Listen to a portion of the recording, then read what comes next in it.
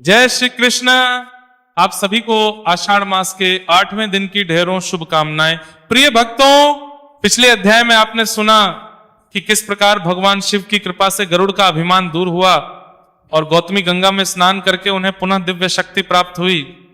आपने गोवर्धन तीर्थ की अद्भुत महिमा भी सुनी, जहां गौ माता के सम्मान और गौ यज्ञ के कारण धर्म की पुनः स्थापना हुई।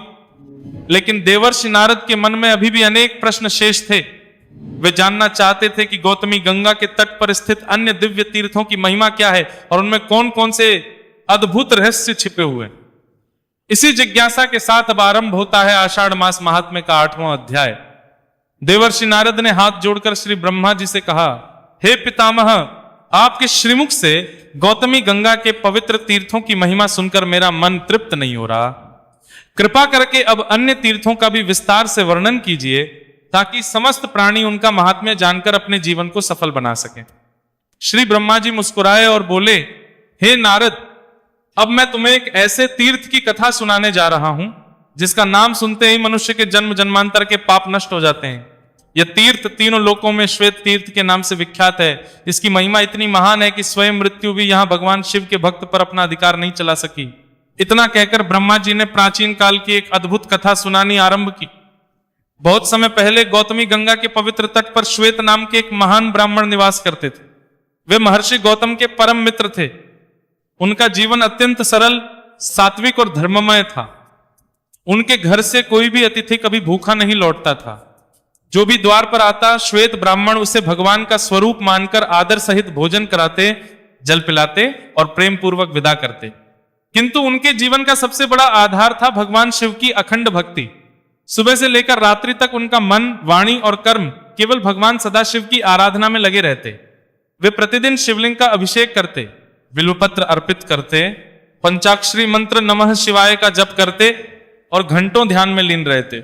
धीरे धीरे पूरा जीवन भगवान शिव की भक्ति में बीत गया। समय आया जब उनकी पृथ्वी पर निर्धारित आयु पूर्ण होने लगी। यमराज ने अपने दूतों को आदेश दिया, जाओ, ब्राह्मण श्वेत की आयु समाप्त हो चुकी है, उन्हें यमलोक ले आओ। आज्ञा पाकर यमदूत तुरंत पृथ्वी पर पहुंचे, परंतु जैसे ही वे श्वेत ब्राह्मण के घर के निकट पहुंचे, उनके कदम वहीं रुक गए। घर के चारों ओर एक अदृश्य दिव्य तेज फैला हुआ था।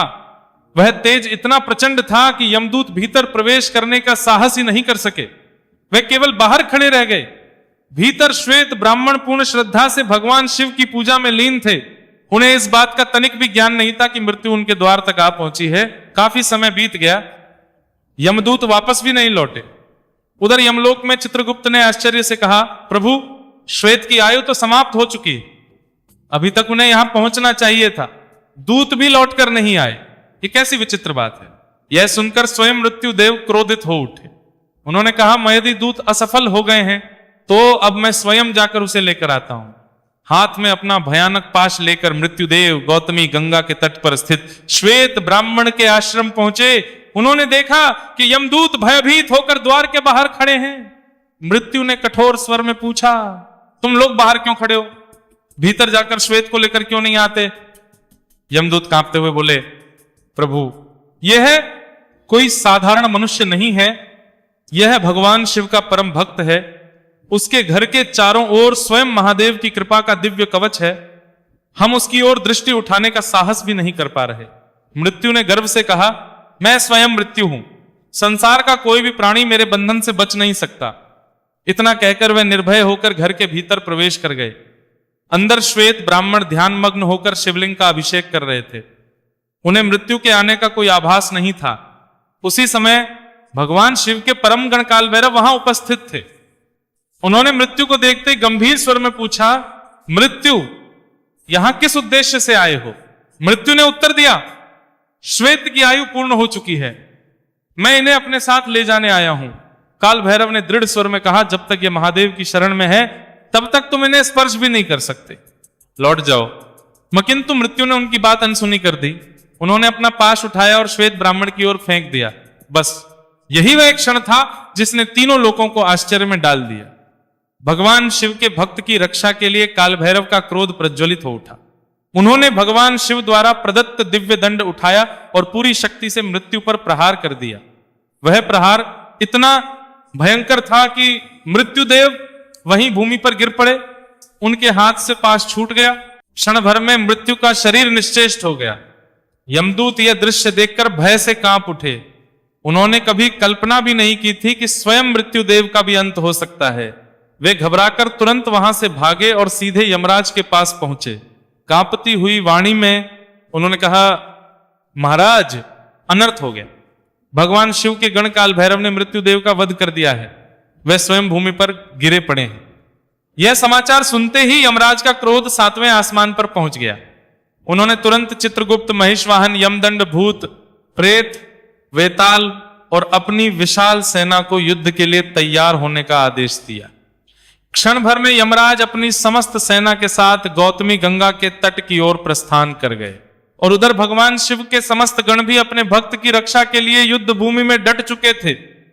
अब होने वाला था ऐसा भयंकर युद्ध जिसमें एक ओर स्वयं यमराज थे और दूसरी ओर भगवान महादेव के गण। देवर्षि नारद ने विनम्रता से श्री ब्रह्मा जी से पूछा, हे पितामह, आपने अब तक गोदावरी के अनेक दिव्य तीर्थों का महात्म्य सुनाया, कृपा करके अब अन्य पवित्र तीर्थों की कथा भी सुनाइए जिससे समस्त प्राणियों का कल्याण हो। ब्रह्मा जी मुस्कुराए और बोले, नारद, अब मैं तुम्हें तीनों लोकों में विख्यात श्वेत तीर्थ की महिमा सुनाता हूं। इसका केवल श्रवण ही मनुष्य के बड़े बड़े पापों का नाश कर देता है। पूर्व काल में श्वेत नाम के एक परम धर्मात्मा ब्राह्मण थे। वे महर्षि गौतम के परम मित्र थे और गोदावरी के पवित्र तट पर निवास करते थे। उनका जीवन केवल एक ही उद्देश्य के लिए था, अतिथि सेवा, भगवान शिव की आराधना और धर्म का पालन। जो भी अतिथि उनके द्वार पर आता वे उसे स्वयं भगवान का स्वरूप मानकर आदर पूर्वक भोजन कराते। मन, वचन और कर्म से वे केवल भगवान शिव का स्मरण करते रहते थे। धीरे धीरे उनकी आयु पूर्ण होने का समय आ पहुंचा। यमराज ने अपने दूतों को उन्हें लाने के लिए भेजा, किंतु जैसे ही यमदूत श्वेत ब्राह्मण के घर पहुंचे वे द्वार के भीतर एक कदम भी न रख सके, क्योंकि वहां स्वयं भगवान शिव के दिव्य गण उनकी रक्षा कर रहे थे। समय बीतता गया परंतु श्वेत ब्राह्मण यमलोक नहीं पहुंचे। यह देखकर चित्रगुप्त ने मृत्युदेव से कहा, श्वेत की आयु तो समाप्त हो चुकी है, फिर वे अब तक क्यों नहीं आए? मृत्यु स्वयं क्रोधित होकर वहां पहुंचे। उन्होंने देखा यमदूत भय से घर के बाहर ही खड़े हैं। मृत्यु ने पूछा, तुम भीतर क्यों नहीं जाते? यमदूत कांपते हुए बोले, प्रभु, श्वेत भगवान शिव के संरक्षण में है, उनके सामने जाने का साहस हम में नहीं है। यह सुनकर मृत्यु स्वयं हाथ में अपना पाश लेकर भीतर प्रवेश कर गए। उधर श्वेत ब्राह्मण पूर्ण तल्लीन होकर भगवान शिव की पूजा कर रहे थे। उन्हें न मृत्यु का पता था न यमदूतों का। उनका संपूर्ण ध्यान केवल अपने आराध्य महादेव में लगा हुआ था। तभी भगवान शिव के परम गण भैरव ने मृत्यु को श्वेत की ओर बढ़ते देखा। उन्होंने गंभीर स्वर में कहा, मृत्यु, लौट जाओ, ये शिव भक्त है। किंतु मृत्यु ने उनकी बात नहीं मानी और जैसे ही उन्होंने श्वेत पर अपना पाश फेंका उसी क्षण भैरव का क्रोध प्रचंड हो उठा। भगवान शिव द्वारा प्रदत्त दिव्य दंड से उन्होंने मृत्यु पर ऐसा प्रहार किया कि मृत्यु वहीं धरती पर गिर पड़े। यह दृश्य देखकर यमदूत भयभीत हो उठे और प्राण बचाकर सीधे यमराज के पास भागे। उन्होंने रोते हुए सारी घटना सुना दी। प्रभु, मृत्युदेव स्वयं मारे गए देवर्षि नारद भगवान ब्रह्मा के श्रीमुख से श्वेत तीर्थ की अद्भुत महिमा सुनकर भाव विभोर हो गए। लेकिन गोदावरी के दिव्य तीर्थों की कथा अभी समाप्त नहीं हुई थी। उन्होंने विनम्र होकर पूछा, हे पितामह, यदि आपकी कृपा हो तो कृपया आगे के पवित्र तीर्थों का महात्म्य भी सुनाइए। ब्रह्मा जी मुस्कुराए और बोले, नारद, अब मैं तुम्हें उस दिव्य तीर्थ का वर्णन सुनाता हूं जहां स्वयं भगवान शिव ने ऐसी विद्या प्रदान की थी जो देवताओं के लिए भी दुर्लभ थी। वही पावन स्थान आज शुक्र तीर्थ के नाम से प्रसिद्ध है। बहुत प्राचीन समय की बात है। दो महान ऋषि थे, महर्षि अंगिरा और महर्षि भृगु।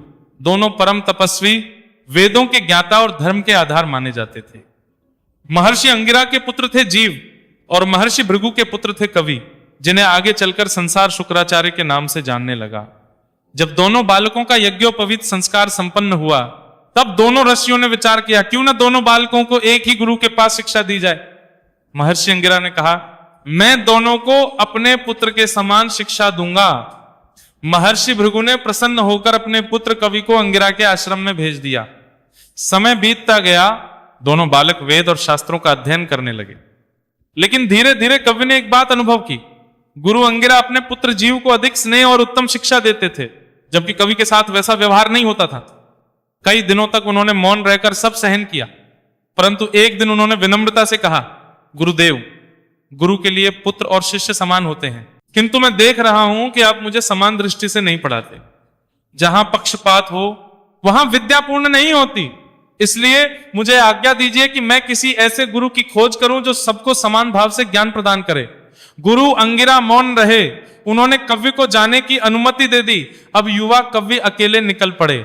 उनके मन में केवल एक ही प्रश्न था, इस सृष्टि का सबसे महान गुरु कौन है? यही विचार करते करते वे महर्षि गौतम के आश्रम पहुंचे। उन्होंने प्रणाम कर पूछा, भगवान कृपा करके बताइए, ऐसा कौन सा गुरु है जिसके चरणों में बैठकर मुझे संपूर्ण ज्ञान प्राप्त हो सके? महर्षि गौतम ने तुरंत उत्तर दिया, वत्स, समस्त गुरुओं के भी गुरु यदि कोई हैं तो वे केवल भगवान सदाशिव हैं, उन्हीं की शरण में जाओ। कवि ने फिर पूछा, भगवान मैं कहां और किस प्रकार उनकी आराधना करूं? गौतम ऋषि बोले, गोदावरी के पवित्र तट पर स्नान करके शुद्ध मन से भगवान शिव की उपासना करो। जब महादेव प्रसन्न होंगे तब तुम्हें वह ज्ञान मिलेगा जो तीनों लोकों में दुर्लभ है। महर्षि गौतम की आज्ञा पाकर कवि तुरंत गोदावरी के तट पर पहुंचे। उन्होंने पवित्र नदी में स्नान किया, मन, वचन और कर्म से स्वयं को शुद्ध किया और फिर भगवान शिव का ध्यान लगाकर कठोर तपस्या आरंभ कर दी। दिन बीत गए, महीने बीत गए, लेकिन उनकी तपस्या नहीं टूटी। आखिर एक दिन उन्होंने हाथ जोड़कर अत्यंत विनम्र स्वर में प्रार्थना की, प्रभु मैं तो एक छोटा सा बालक हूं, मुझे आपकी महिमा का वर्णन करना भी नहीं आता। मैं केवल इतना जानता हूं कि संसार में मेरा कोई अपना नहीं है। आप ही मेरे गुरु हैं, आप ही मेरे देवता हैं और आप ही मेरे रक्षक हैं। यदि आपकी कृपा हो जाए तो मेरे जीवन का उद्देश्य पूर्ण हो जाएगा। उनकी निष्कपट भक्ति ने कैलाश तक को स्पंदित कर दिया। क्षण भर में दिव्य प्रकाश प्रकट हुआ, चारों दिशाएं शिवमय हो उठी और स्वयं भगवान महादेव अपने दिव्य स्वरूप में प्रकट हुए। उन्होंने प्रसन्न होकर कहा, वत्स मैं तुम्हारी भक्ति से अत्यंत प्रसन्न हूं, वर मांगो, देवताओं को भी जो दुर्लभ हो वह भी तुम्हें प्राप्त हो सकता है। कवि ने हाथ जोड़कर कहा, प्रभु मुझे धन, राज्य या ऐश्वर्य नहीं चाहिए, मुझे वह ज्ञान दीजिए जो किसी के पास न हो, ऐसी विद्या दीजिए जिससे मैं लोक कल्याण कर सकूं। महादेव मुस्कुराए, उन्होंने कहा, वत्स आज से मैं स्वयं तुम्हारा गुरु हूं। इतना कहकर भगवान शिव ने उन्हें मृत संजीवनी विद्या प्रदान की, वह दिव्य विद्या जिससे मृत प्राणी भी पुनः जीवित हो सकता था। इतना ही नहीं, उन्होंने आयुर्वेद, लौकिक और अलौकिक विद्याएं, तंत्र मंत्र और अनेक गुप्त ज्ञान भी शुक्र को प्रदान किए। भगवान शिव की कृपा से कव्य अब साधारण ब्राह्मण पुत्र नहीं रहे, वे संपूर्ण ब्रह्मांड के महान आचार्य बन गए। विद्या प्राप्त करने के बाद वे अपने पिता और गुरु के पास लौटे। अब सभी ऋषि मुनि उनके ज्ञान का सम्मान करने लगे। आगे चलकर वही महात्मा शुक्राचार्य दैत्यों के गुरु बने। बाद में देवगुरु बृहस्पति के पुत्र कच्छ ने भी उन्हीं से मृत संजीवनी विद्या प्राप्त की और फिर वही ज्ञान देवताओं तक भी पहुंचा। इसी कारण जहां भगवान शिव ने शुक्राचार्य को यह दिव्य ज्ञान प्रदान किया था, वह स्थान शुक्र तीर्थ और मृत संजीवनी तीर्थ के नाम से प्रसिद्ध हो गया। कहा जाता है कि वहां श्रद्धा पूर्वक स्नान, दान, जप और भगवान शिव की आराधना करने से आयु, आरोग्य, ज्ञान और अक्षय पुण्य की प्राप्ति होती है। देवर्षि नारद भगवान ब्रह्मा के श्रीमुख से शुक्र तीर्थ की अद्भुत महिमा सुनकर अत्यंत प्रसन्न हुए। उन्होंने विनम्रता पूर्वक कहा, हे पितामह, आपने भगवान शिव की कृपा से प्राप्त उस दुर्लभ विद्या का वर्णन करके मेरे मन को आनंदित कर दिया। अब कृपा करके आगे की कथा भी सुनाइए। ब्रह्मा जी बोले, नारद, अब मैं तुम्हें उस पवित्र तीर्थ का महात्म्य सुनाता हूं जहां स्वयं देवराज इंद्र अपने सबसे भयंकर पाप से मुक्त हुए थे। वही स्थान आज इंद्र तीर्थ और पुण्य संगम के नाम से प्रसिद्ध है। बहुत प्राचीन समय की बात है। जब देवताओं और असुरों के बीच भयंकर युद्ध हुआ, तब देवराज इंद्र ने महाबली वृत्रासुर का वध कर दिया। युद्ध तो समाप्त हो गया, देवताओं ने विजय का उत्सव मनाया, किंतु उसी क्षण एक भयानक संकट इंद्र के सामने आ खड़ा हुआ। वृत्रासुर ब्राह्मण कुल से संबंधित था। इसलिए उसके वध का दोष ब्रह्म हत्या के रूप में इंद्र से चिपक गया।